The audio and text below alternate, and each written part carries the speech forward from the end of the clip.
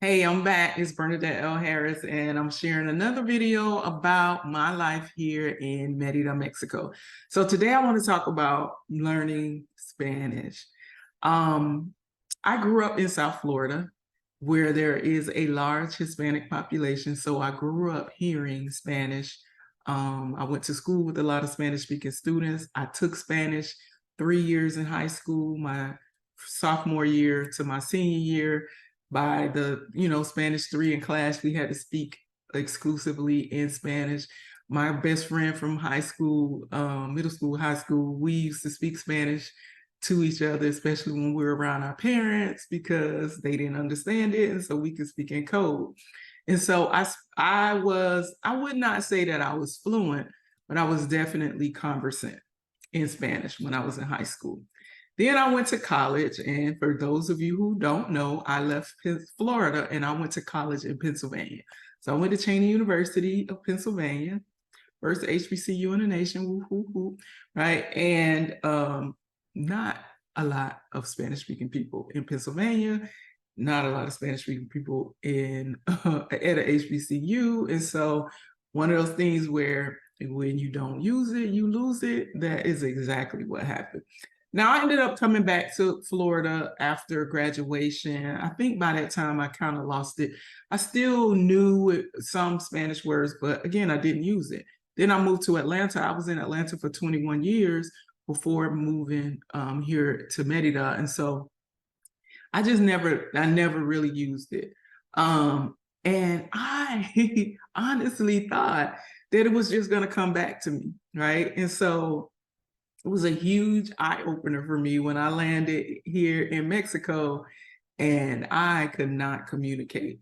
Yeah, I couldn't communicate. And it was like, I think the things that I was saying or able to say when I was in high school, I either forgot how to say them or they just weren't relevant to my grown life. Whatever the case may be, I struggled. So I knew how to say certain things. I knew some words. I do know how the conjugations work. I know a lot of the verbs. And so I wasn't completely lost, but just being able to function in life, it was a little bit of a challenge. Then I realized that I didn't know like my numbers. Like I knew maybe like 1 through 100. But when you're going to the grocery store and stuff costs, 100 is nothing. 100 pesos gets you nothing. And so if you go to the grocery store and your order is 2,000 pesos, it's not a lot of money US, but that is common. Like that, typically my weekly grocery bill is about 2,000 pesos. And so when they're saying the number to you in Spanish, it's like, how much is that?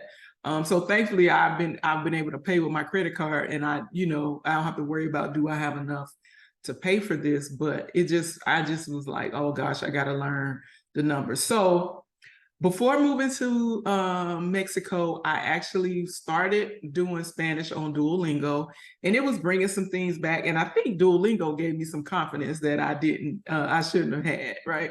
So by the time I came to Merida, I had been using Duolingo. I had me a streak. I can't remember what the streak was. I ended up stopping with Duolingo because it got boring. But I quickly realized that I needed to start taking some lessons. So I took some one-on-one lessons, which were helpful. And now I'm currently in a class with a group of other people, and we're learning it. So I'm learning a lot of the grammar, and I'm learning, like, I can read Spanish really well. I can write it pretty decently.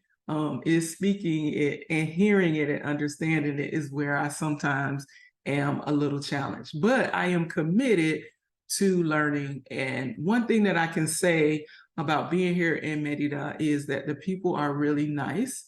And when I don't speak Spanish, or if there's someone that speaks English, they will help me. And I am so grateful for that, because I know that when Spanish speakers come to the United States, they don't always get that same grace. And so I'm grateful for the grace, but I also respect the fact that this is their country and Spanish is the language that they speak here. And so I am determined to learn the language, and if I plan to live here. So I'm still on my journey. Like I said, I definitely know more now than I did when I first moved here.